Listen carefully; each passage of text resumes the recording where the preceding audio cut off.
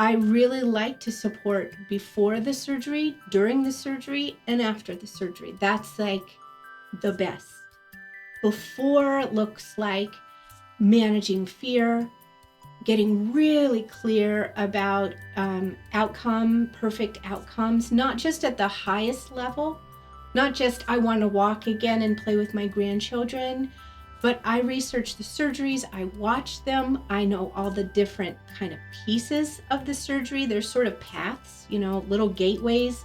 We'd need to do this, we need to stabilize this, we need to open this, we need to evaluate this, then we need to bring this in or take this out. So each step of the way, depending on my client's comfort with those details, we create micro intentions, and they may repeat those perfect outcomes to their body while we keep working on things like fear.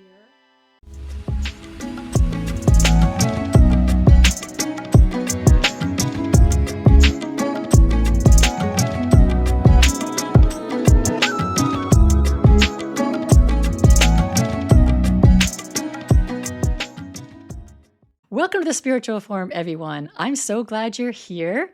I've got a really exciting guest today. Cannot wait to introduce you to her. And I just want to remind you a few things. You can subscribe to my YouTube channel, engage there. You can subscribe to my newsletter on thespiritualforum.org. And you can donate on thespiritualforum.org as well. And feel free to email me. My email address is also on my website. I'm always interested in hearing what you have to say. And my newsletter, it comes out, and every one is about the last podcast I did, some reflections about that podcast, how it was for me, what I think about it. And there's always some information that will lift your spirits, some words of wisdom mostly from the Daily Word at Unity, and all sorts of links and also some past segments and reels as well. So please subscribe at thespiritualforum.org. Now, let me introduce you to my guest. Her name is Amelia Vogler, and she's an integrative health coach trained at Duke University with a master's from North Carolina State University. As a grounding and energy medicine specialist and surgical consultant, she's among the few worldwide to earn the distinguished credential of specialist in energy medicine, with specific training in energy medicine and surgery. She offers clients a uniquely comprehensive approach to healing, as her sessions are both spiritually attuned and therapeutically grounded, designed to support the whole individual throughout the surgical process. Amy also has a private practice for 17 years where she helps people reclaim lost parts of themselves, guiding them toward healing, belonging, and thriving. Welcome, Amelia. Hey, thanks, Carol. Hey, everybody. Welcome in. I think I said Amy instead of Amelia. That's okay. I go by Amy, Amelia. It's all good. I don't know why it was there, but anyway. Okay, welcome, Amelia. Yeah. Okay, so I'm really interested in this topic because I think there's this idea of surgery and having a spiritual component to it. It seems like this is such a necessary thing. But before we get into that, let me ask you just a few rapid fire questions so we can get to know Amelia a little bit better. That should be easy. Can you share with me a favorite place that you like to go or visit? Oh my God, I have so many. I'm a world traveler. I am going to go with, I love Freeport, Bahamas. I go fly fishing with my father there out in the mangroves and the quiet. So interesting. Yeah. Wow, that's cool. All right, so do you go there often? As often as possible, but it's been sort of a bookmark, like where we put our little bookmarks along life. Been going for a long time, and it's so open. You can see the weather come in, you can see the beautiful colors.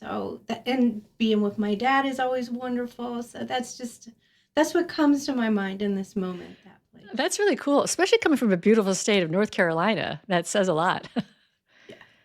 It's a very pretty state. Okay, can you share with us, and I'm sure you have more of these than one too, but somebody who comes to mind who was a big influence in your life?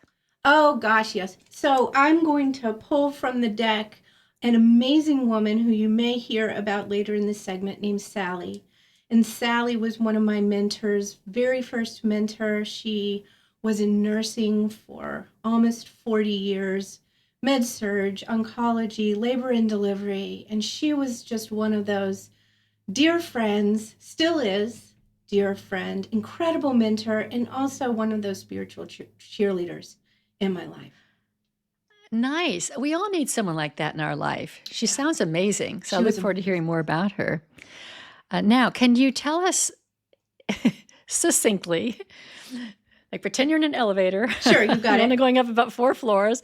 What would you tell people is your overall message? Oh, I think my message is that you have everything that you need to heal, and that what we need to do is help you be in the right environment to bring all of that out. Like the orchid doesn't, it blooms in the right environment. You don't change the orchid, you move it. And so that's what we do together. We help you What an with the interesting environment. analogy. I've never heard that before. That's awesome. All Yeah, right. Thank you. sure. Thank you. All right. So, Amelia, tell us your story. How did you end up being an integrative health coach, particularly with this focus in surgery, which I just find so interesting? Can you kind of tell us your story, like how you ended up doing this work that you're doing? Yes. And I'm going to start early, but I promise it's not going to take the whole hour. But I was born a very sensitive child, very sensitive to energy, very sensitive to, what was unsaid in the conversations. I could see energy, I could feel it, I could sense it. And I believe that we pick our parents when we come here, that there's this great design that's out there that's helping us. And my selection was excellent for this. There was great design. On one side, my father's funeral home, 250 years in our lineage. So in our bloodline, there is a wisdom of caretaking over deep grief, but also a sensitivity to death, dying, and what goes beyond.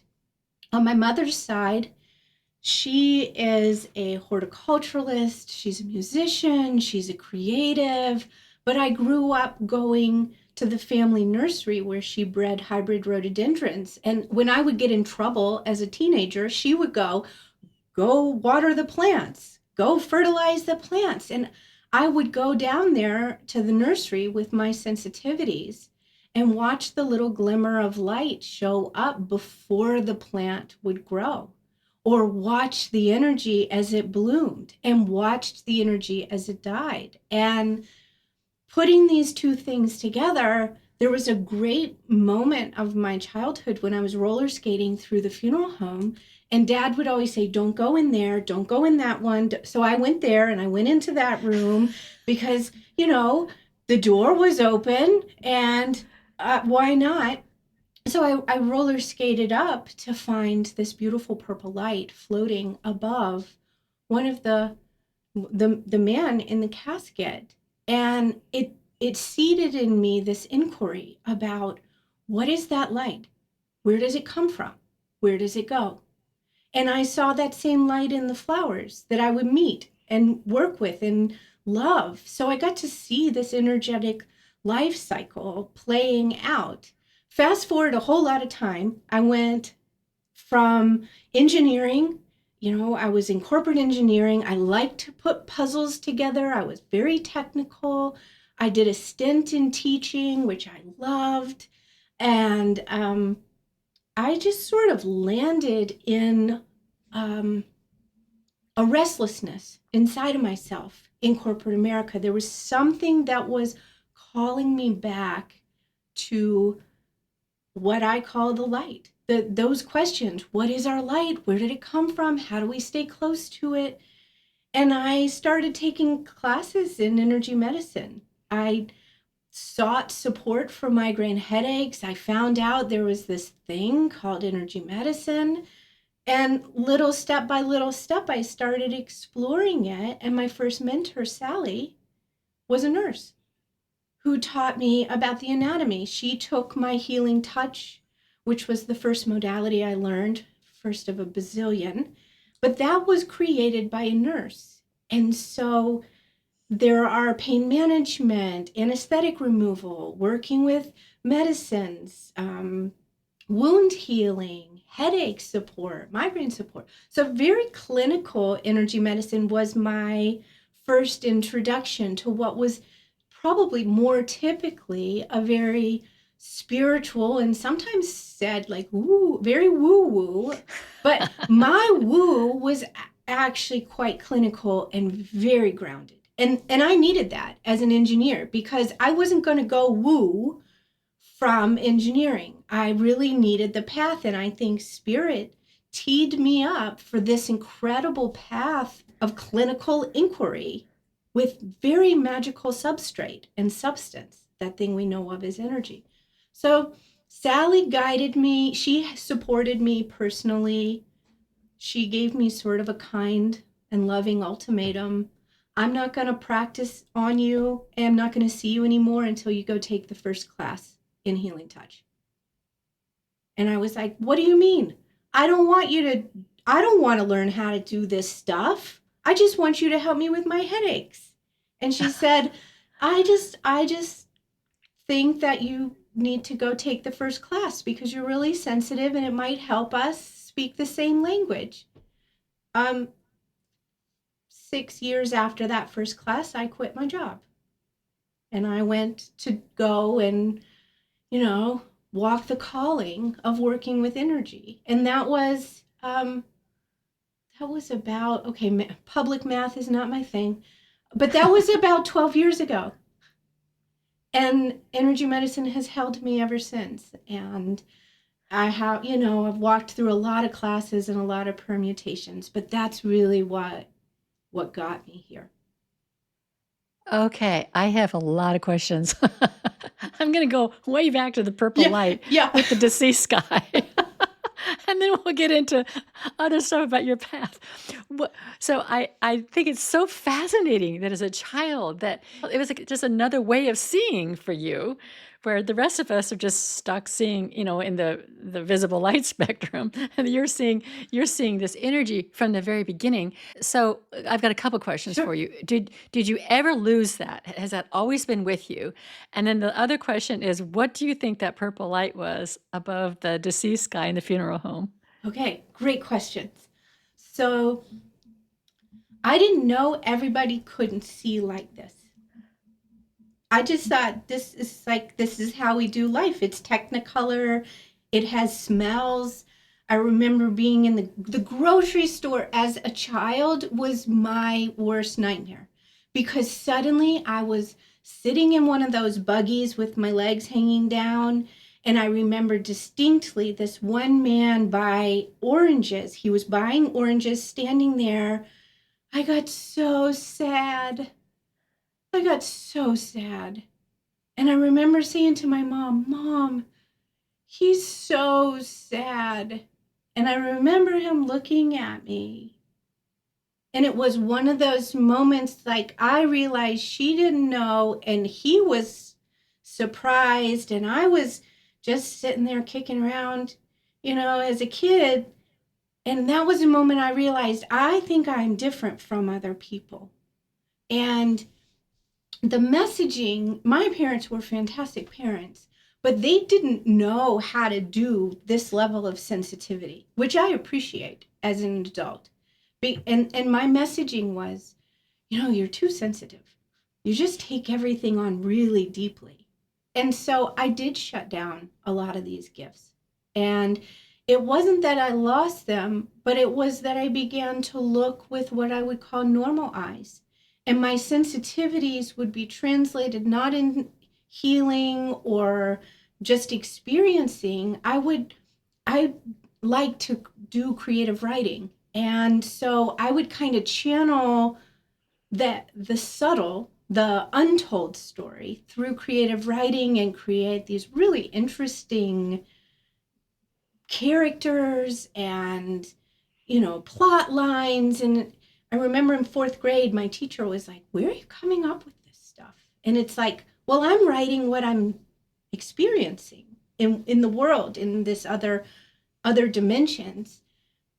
But when I went to Sally to help me with my migraines, when she put me on the massage table, and held my feet and grounded me that first time, I think 75 or 80% of those gifts came back instantly. Mm. It was like she helped me find myself again. And that's kind of the message that I was imparted with. Put the flower in the right environment so that they can bloom themselves into beingness. Oh, I love that. Okay, so back to the purple light, though. Oh yeah, I knew there was a second question. That's all right. I'm not gonna let you go. So the purple light. I still have a distinct awareness that was that man's soul hovering over his body. That's I what I was was like, thinking. this person is connected to that light. And really it wasn't the light that was the most interesting, actually. It was that it wasn't inside of him. And that the relationship between the light and the non-light was what really impressed me. I remember leaving thinking, he didn't have that thing that we all have. That thing that what is that thing? And if he's laying in there and doesn't have it, and it may be floating above him, I really want to stay connected to it.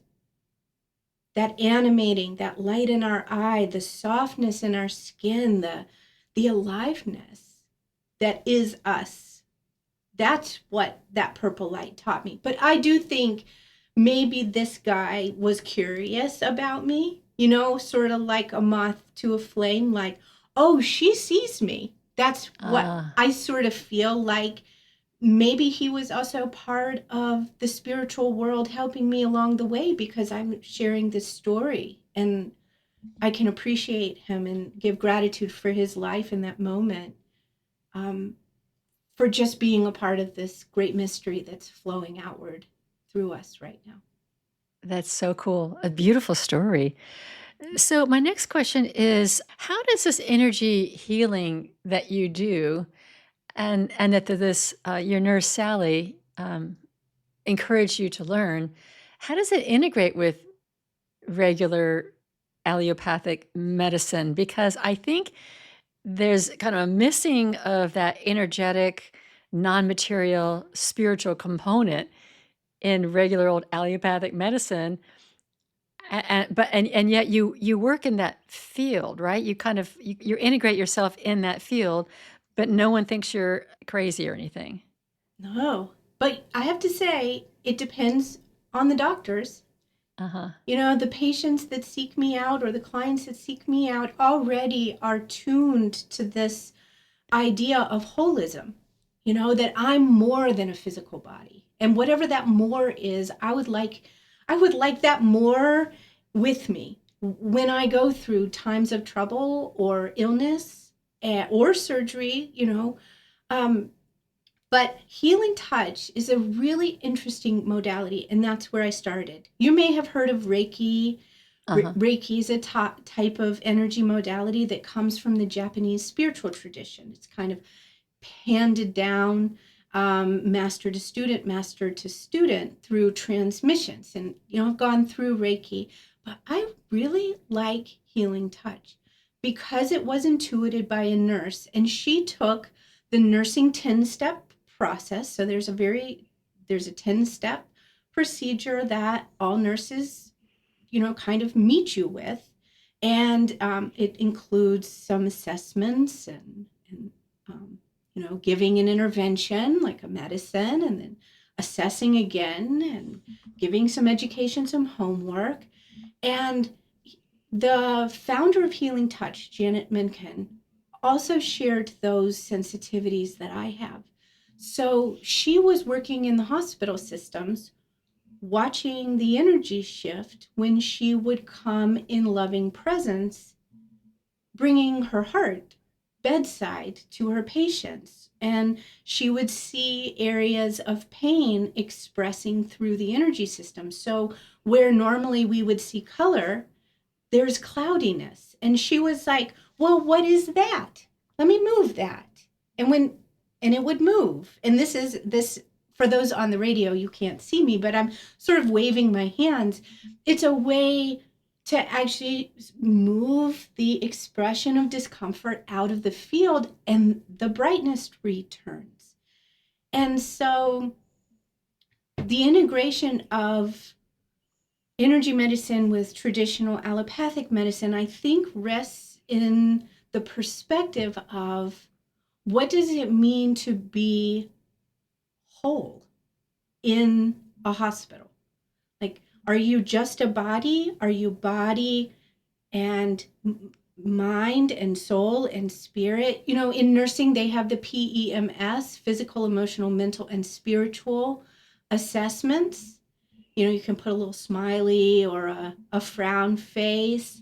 Well, we take that PEMS, and spiritual is linked to the energetic. You know, when I teach this, I actually teach PEMS with physical, emotional, mental, spiritual, and energetic, because I think of it kind of standalone, but it's still worthy of being addressed and nurtured and loved and considered when we talk about bringing ourselves as a whole person to life or to hardship.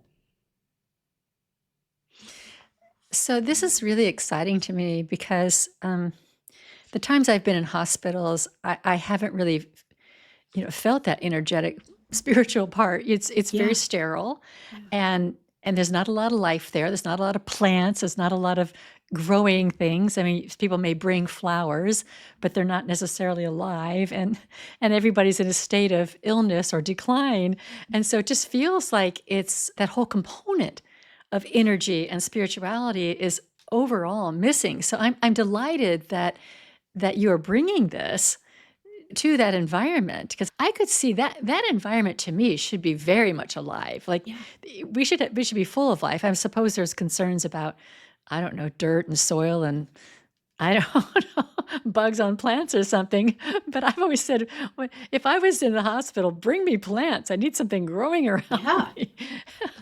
Show me babies. Bring life to this room, you know? Yeah.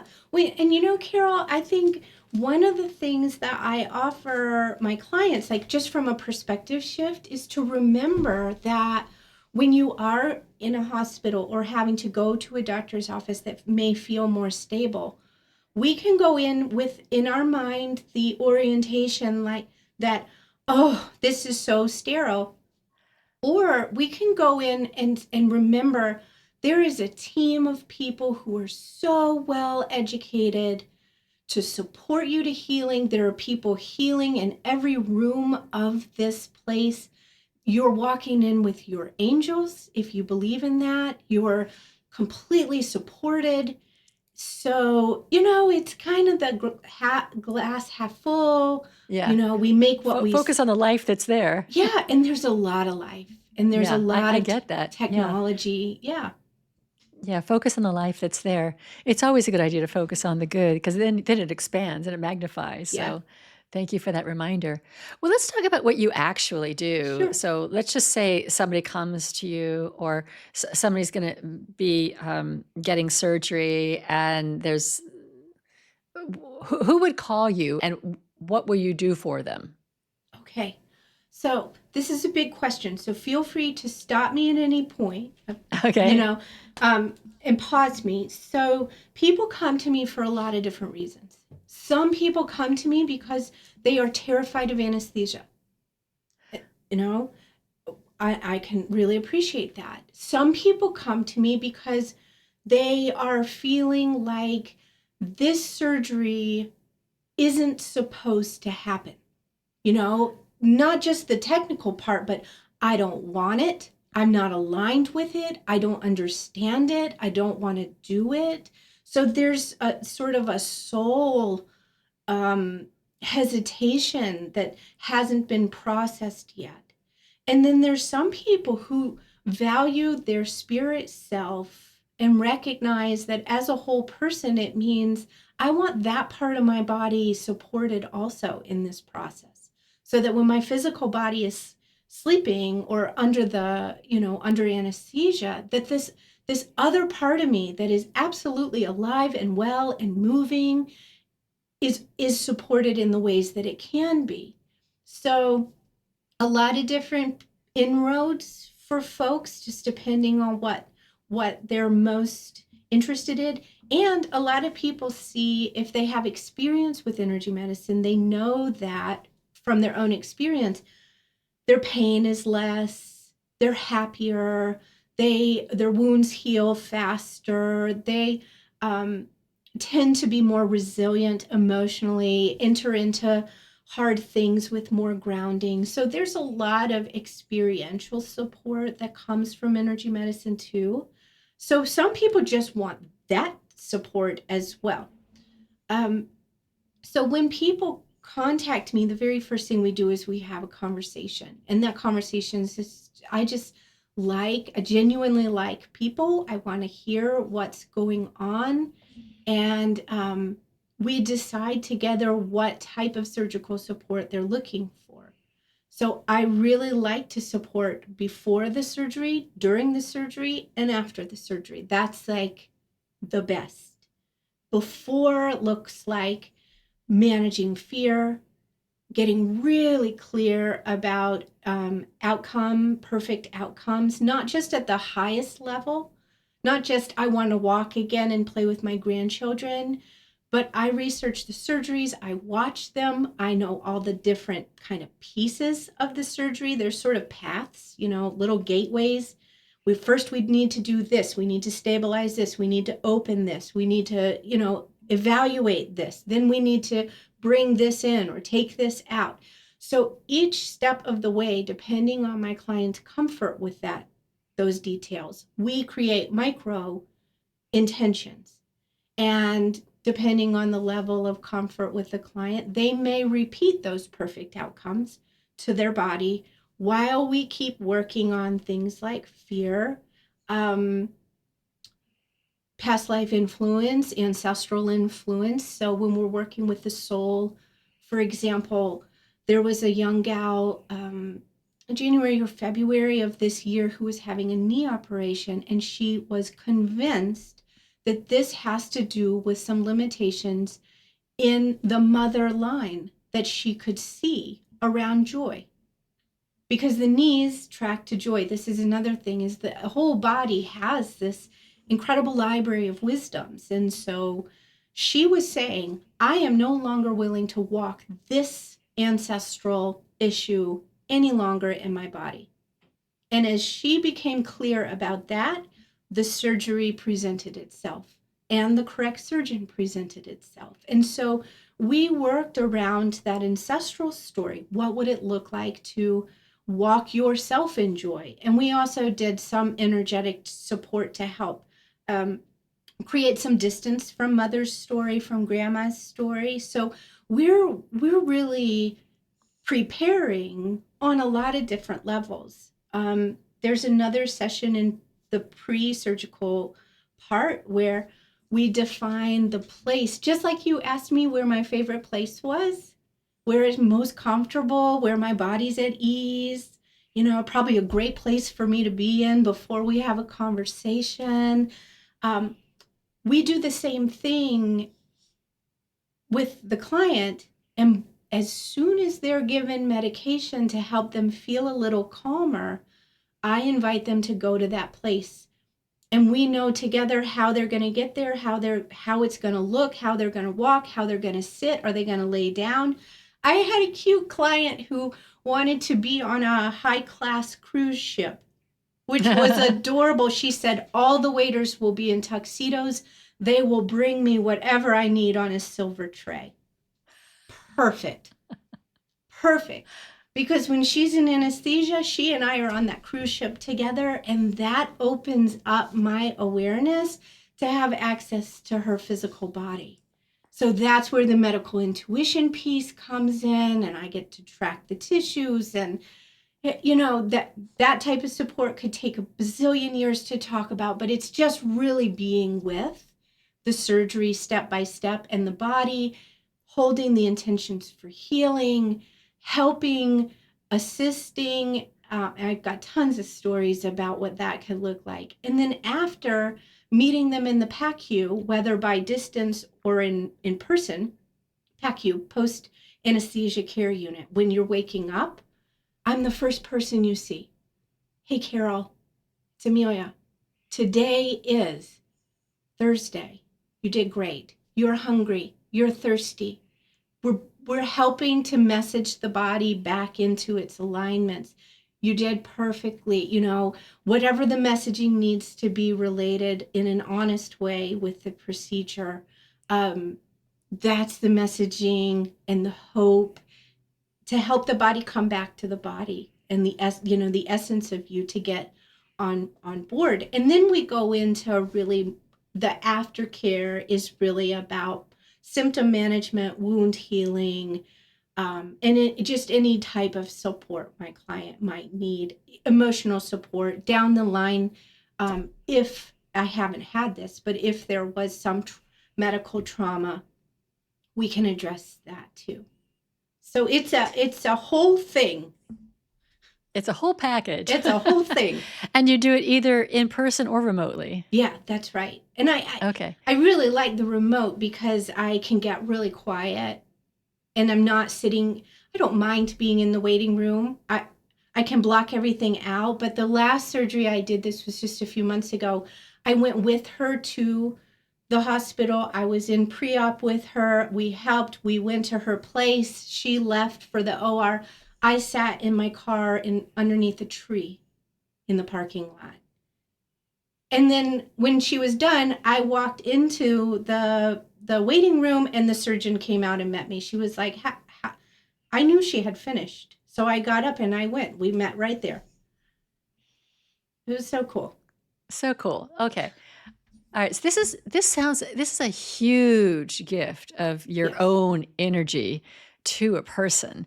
And so I just would acknowledge that. I can see how much of your own energy you're containing this whole process before, during, and after. And so I think it seems like it would take a lot of just a giving nature, patience, obviously intuition. But I just would acknowledge what I'm hearing. You're very, very giving, and that being a container for all of that takes a lot of energy. It does. Are you ever exhausted after this whole thing? Yeah, I'll take a week off. Yeah. Okay. Yeah. Yeah, I'll take a week off and take good care of myself, Yeah. It is a lot. Yeah. And you're up so early that day because I'm up 4 hours before they're up because I do this thing. I matrix the whole team. I clear the OR. Every single person that my client meets in the hospital has already been tuned to her or him or them energetically before they get there. And so it's like the whole team already knows. That's It's fascinating. so beautiful. Yeah, it's just really fascinating. All right, so I've got a few questions. One is, have you ever had the situation where you're working with someone like before their surgery, and you're working with them on their fears and maybe some of this ancestral stuff, maybe some trauma stuff, whatever it is? Have you ever had it where they don't need surgery then now? No, I haven't had that. I haven't Okay. had that. But and the surgeries that I have done are sort of without a shadow of a doubt medically necessary. Okay. Yeah. Yeah. So I would be concerned if any of those clients had come to me and said, I've decided we're good. I'm not doing it. I would say, well, let's talk about that and let's revisit what that's all about because, just because of the nature of the surgery. Okay, I got that. All right. And then I'm wondering if do people come back with stories like remembering like they were together with you on this cruise ship or something like that? Do they come back with having seen you or having some sense of peace or being cared for during this whole process? Yeah, I hear that a lot. I hear that. I mean, our anesthetics are very good. When you're out, there's a sense of like, really, there's a gap in memory. I think you can request not to have a medication that does that, but that's a whole nother side story. But what I hear, these are the things I hear. Somehow I woke up knowing that I was supported the whole way. So there was a inner sense of, I knew you were there. even though I didn't know you were there. And I also hear really cool things from the surgeons through my clients. So, for example, there was a really technical back surgery that took about 7.5, 8 hours. And it was, just really, really a technical surgery. So I just remember being so intimately connected with the nerves, with the tissues surrounding, just moving, just coaxing, just talking, speaking with, remember, this is what we're doing now. And at the end, it was a perfect outcome, even more than perfect outcome, actually. The guy's walking, he's doing great. There was a lot of concern around this. And the surgeon said, this was amazing. I don't know if it was that person on your team, but it was like the tissues moved themselves. Wow. I know. That's so cool. And I said, yes, I felt like that too. And it's really interesting. I just did a shunt installation, a brain shunt. And I thought that they were going to be going down the right side. And then everything started happening on the left side. And I was like, well, I'm going to go with it because I'm not the surgeon and you get to choose all that stuff. And I don't know why I probably made that up, but I'm not following what I know. I'm following what's happening. I was also in the waiting room with this particular person's wife who gave me permission. She knew I was going to be doing stuff. And sometimes, as much as I don't want to cause a scene, I do speak with my hands. For those watching, you've seen that. But I was tracking the way that the little tube was going down. And what else was interesting is the computer said the person wasn't in surgery yet. It was still waiting for surgery. And then it was hours. And it, finalized. And I looked at her and I said, I think they're done. And then it changed to now in surgery. And she goes, no, they just started. And I was like so confused because the computer and me, and I was like, have I completely done this? No, the phone rang. I think they must have just missed a button on the TV screen. He's done. The surgeons come out. It was perfect. But I don't remember where I was going with that. But it's just you're so intimately connected with the process. You just know. Yeah. That there's this deep connection. Yeah, that's so interesting. It's so interesting. Have you ever had anybody experience something that's close to a near-death experience, like they really leave their body? I did one time. And this was actually before I was ever offering this work as a service. This was a dear friend who had body dysmorphia, which is, when you kind of see yourself in a different way. And this particular person would go through surgeries, elective surgeries, to kind of fix, in quotes, what they were seeing. And in one of those surgeries, it was a routine knee replacement. And I was holding his feet. This was back in my healing touch days, like very early when I was just learning how to do this. I didn't charge him. It wasn't anything like that. I just said, I'll help you. I do this thing. Let me help you. He said, sure, I'll take all the help. So I was holding his feet psychically or energetically, connected to him. I could feel his energy. I could feel the anesthesia come in. Okay, here we go. We're doing the thing. And then I couldn't feel him anymore. And I went, wait a minute. Where did you go? Where did you go? I think I literally said it out loud. If I didn't say it out loud, I said it in my mind so loud I could hear it out loud. And I was looking, I just remember frantically looking around. Where are you? Where are you? And then I sort of felt him, kind of the same presence as the purple light over the body. It was like, there you are. And somehow I was wise enough to say, are you sure? and then it slipped back in the body. Wow. And that was a big teacher for me, because who am I to, the question is the right question. It's not, get back in your body, sir. Yeah. What are you doing? What are you doing? Who am I to do that? No way. But that question, and, Carol, we have to just be really humble about the process, this mysterious connection, like that. He chose all of that for himself. My question could have meant nothing, or it could have meant everything. So I want to offer that to the listeners and the watchers, that this is humble service, not, I'm not in charge. And I really honor the mysterious wisdom of the body. I want to put the plant in the right environment to bloom. It's such a great analogy.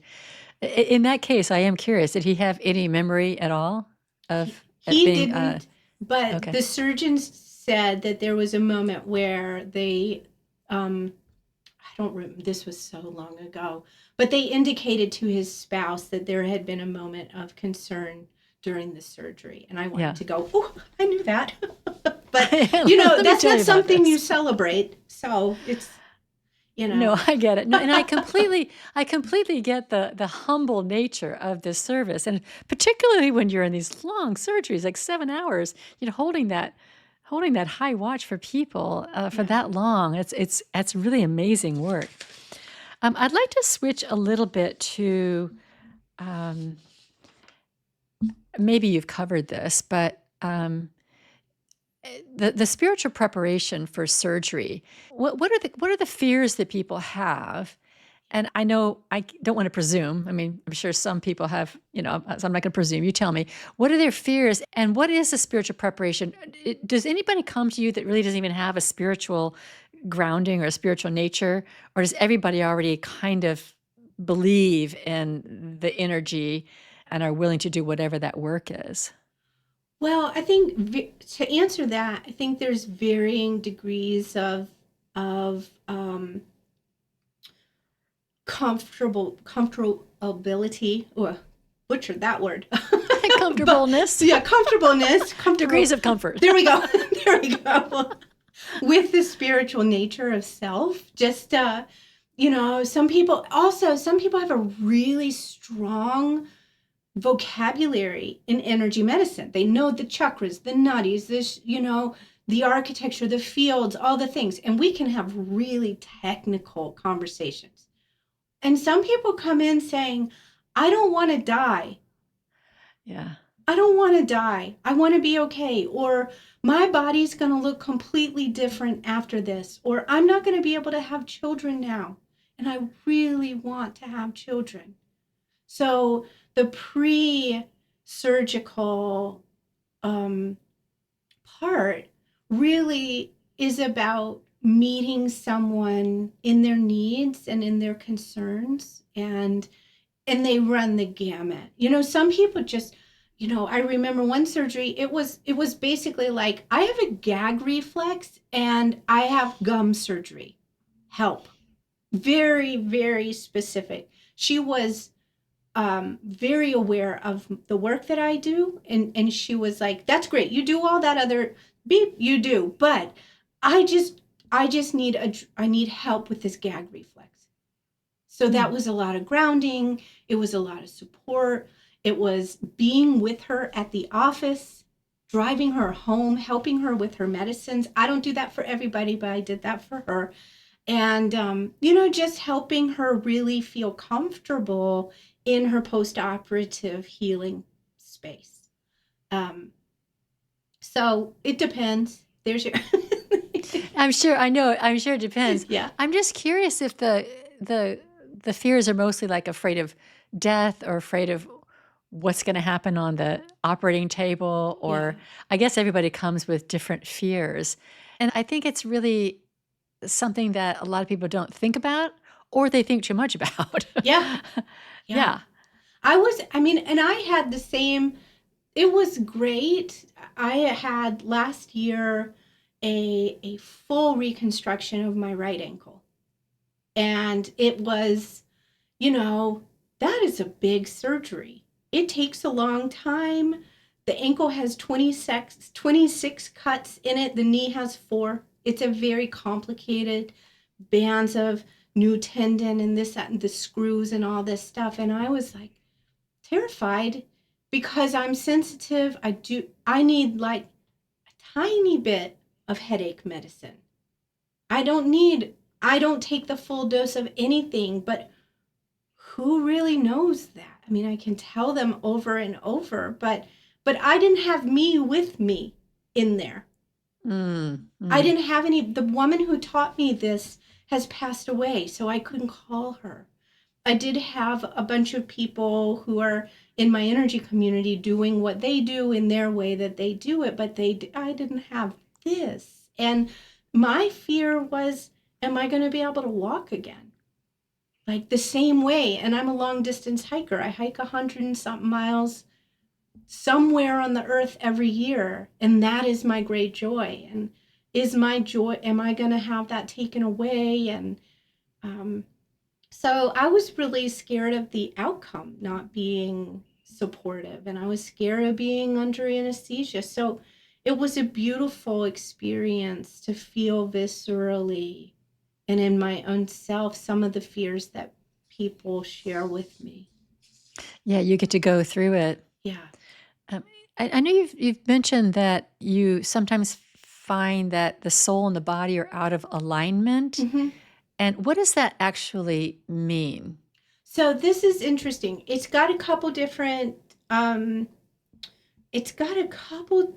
answers. So one thing that can happen, and I'm not a fear, I don't lead with fear. So if you're listening, this does not always happen. So don't worry, you know. But sometimes when we get in a car accident and we're rear-ended, our energy field can fly in front of us. And we're literally out of body. We're out of alignment with ourself, and our soul is energy. It is part of that great system that's kind of running the show that animates us. And so that's at kind of the most technical physical level. Sometimes we just get whacked out of our energy. It can happen with shock also. So, if you think about an individual who goes to the doctor, routine appointment, and they say, I'm seeing something in these labs. I want to take another look. I want you to go get some other evaluations. And then it comes back and they have cancer. That's a huge change in the way that the soul and the body are in relationship. And then all the questions of what does this mean and what's this look like and what's my treatment? And so that's another way that there can be kind of a disconnection. There's traditional dissociative patterns, emotional dissociative patterns from shock of getting news where we just kind of vacate the body because it's safer out there for a little while, and then we have to find ways to come back in and work it out. So those are some examples of what I mean. And I think being confronted with the surgery, what the soul hears is, I'm going to have to learn to be in this body differently. And what the body hears is, I'm going to be different than I was before. And what the consciousness hears is, oh my God, I'm about to go through something really big. And I've got to put all these pieces together to prepare myself. So it sounds like you want to have the energy back in the body before somebody goes into surgery. Yes. Like their energy could be out here for a number of reasons that you've stated. But the best outcome and the best experience for surgery is to have that energy back grounded in the body. Is that right? Yeah, that's right. And there's a very specific energy system or anatomy that is that integrating anatomy. It's called the hara. And so we work in that particular system to help I just call it's helping you come home to yourself so that you can be more integrated. Now, interesting, um, sometimes in surgery, there's a sense, and I've felt this a few times, where the soul, it almost feels like it doesn't leave the body. You can still feel it in the body, but there's a part of the person that and this happens for the very curious people, they kind of like part of them floats out and you can see they're like checking it out. And that's kind of cool. It's like, oh, but I still feel them in the body. And that's the most important part. But there's a sense of like, hey, you seeing this too? Cool. Okay, well, I'm gonna do my job here. Now that you can see me doing my job, I'm gonna do my job. And I often wonder if that experience isn't something that's well processed at end of life when we go through our life review, where there's Oh, yeah, yeah. this incredible experience of, okay, and now remember that. Oh yeah, I do. I remember that. I learned this. I learned And that's that. the observer. Yeah. Yeah, yeah. It kind of reminds me of how people talk about end of life, like Yeah. near death experiences, except for it's not near death, it's just curiosity and Yeah. I can yeah. get that. Yeah. Yeah. I have to say, with everything that you're saying, I could see this really applying to childbirth. Oh, absolutely. That whole process of staying in the body and also kind of, I know there's a midwifing, but the spiritual aspect of that, and you know, helping, being a part of the baby moving through, and the mother, laboring with the baby versus all of the fears that people have Yeah. around childbirth. And I know most people get their epidural or whatever, but I know I had 3 natural childbirths, and I have a daughter right now who's pregnant. She's planning on natural childbirth, but you don't know what that is, and how am I Yeah. going to go through? Can I do this? I don't know if I can do this, but I could see this kind of work and really helping uh, laboring mothers. I think you're absolutely right. I don't have personal case study experience that I could speak to during labor, but after birth, I do have clients that consult with me to help re-anchor the baby's hara, that sense of integration with the baby, and help mom have hers back. And I do see a reduction in postpartum depression. And I see, colicky babies suddenly feel, oh, wait, I know how to do this. I know how, oh, right. So it's very interesting. It's not the same, kind of doulaing through energetically, but there's a lot that I have experience on the backside of pregnancy, the birthing part, the after part, that helps people kind of come into themselves again, which is really cool. And working during the pregnancy is also really cool because you can help integrate mom and baby together through sort of the um, same ideas, but it creates harmony. I would imagine being pregnant, this is what I hear, is like there is a little degree of I'm not all myself anymore. Yeah. There Yeah. is something else that I am taking care of, and where do I begin and where do I end, and how do I feel more like myself in the middle of all this, because I kind of don't feel like myself. So we can do that at the soul level and give the reference point. Oh, I'm okay in my body. I've got this wonderful baby, this new life, and I have my life too. Very interesting. That whole that whole getting yourself back. Yeah. I mean, that's a whole challenge of parenthood, like for life. Yes. Yeah.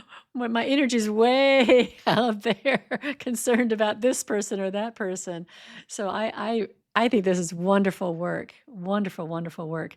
Amelia, this has been so interesting. I guess I'm kind of interested, before we close and I give you the last word. Can you share anything about your own spirituality? What do you have like a religious background, or what is your general belief about life and why we're here and how we were created, or whatever you want to say about all that? Oh, those little questions. Just little ones. I was going to do it in the rapid fire, but I thought I'd wait to the end. So, so I began my life with a religious orientation with the Moravian tradition. And a lot of people haven't heard of the Moravians, but it's a Protestant religion. We sought religious freedom. We were immigrants here in the United States in the early 1600s. And interestingly, my family was one of the very first settlers in the United States that came from Moravia. So seeking religious freedom, seeking new land and a place to be. And we, got in our covered wagons and came from Pennsylvania down to North Carolina. I'll spare you the whole settlement story, but we ended up settling a small town in Winston-Salem. And the town was called Salem, comes from the word shalom, which means the city of peace. And in that, there's a historical site called Old Salem, and it's the Moravian church, the Moravian graveyard. And in that little village, you will find the Vogler houses. And those are our ancestors, and they were the furniture makers. And when someone died in the community, they would call the furniture makers to create the caskets. And that is how my father's lineage is. It's really in the earth of that geography. And the question was about my orientation with spirit. I loved the Moravian church. It's magical, it's beautiful. Oh, it's so beautiful. And it's very artsy. And the hymns are very nature based, and it's almost like the most shamanic of the Christian faiths. And I think my journey with spirit has been kind of brought into an orientation of honoring the all.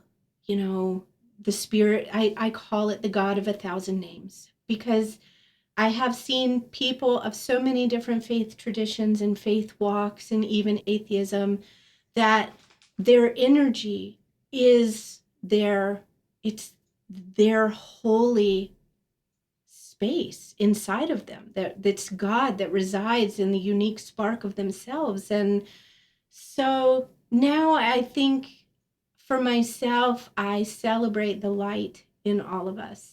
And I try to just meet someone in their unique spark and honor it and be so grateful to be in the blessing of their journey in whatever way that looks. So it's very eclectic now. I love it. Good job. When I asked you to tell your story and you started with when you were little, you could have started with the people who came across Well, I didn't know how Atlantic long. Ocean. I didn't know where I was going yet, so I was like going to try to give you the cliff notes. I know, whatever needs to be spoken will be spoken. Absolutely. I feel the same way. Completely trust that. But that's a fascinating story. Really, really interesting. I'm going to look into that a little bit more. I had not heard that before either. Very interesting. Okay, so Amelia, it is time for us to close. So why don't I let you have the last word? Is there anything that you want to share with my listeners that we did not cover? Well, I think this has just been such a rich conversation. And I would say,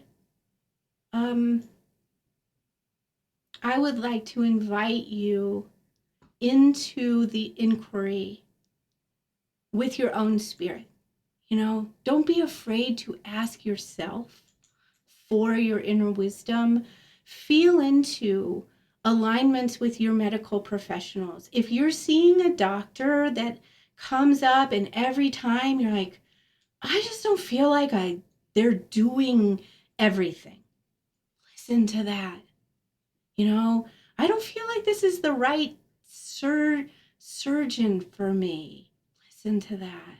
I have a client right now who was going to do a surgery. She was so uncomfortable with it. I said, have you researched it?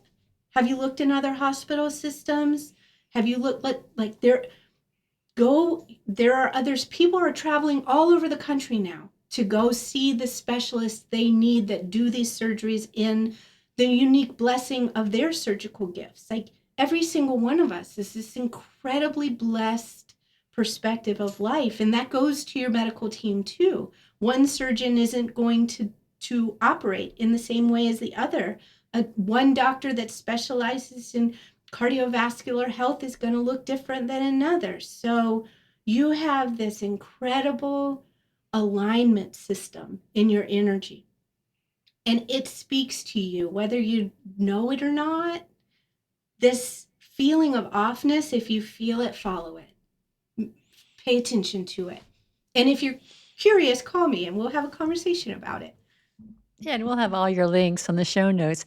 I think that's really, really good advice. We live in this quantum field of infinite possibilities, and often we feel like we're stuck in our town, our hospital, our insurance plan, whatever it is. Like we just got to do this, but we got to look at all the other open doors that are out there, and also listen to our guidance Yep. and use our discernment Exactly. and go where our energy is pulled towards, where we feel energized versus stuck. So that's really, really good advice. I really appreciate that, Amelia. Thanks a lot. Thank you, Carol. What a fun hour this was. I learned a lot. I'm so grateful. Thank you. Yeah. Thank you, everybody, for listening. And I now close the Spiritual Forum.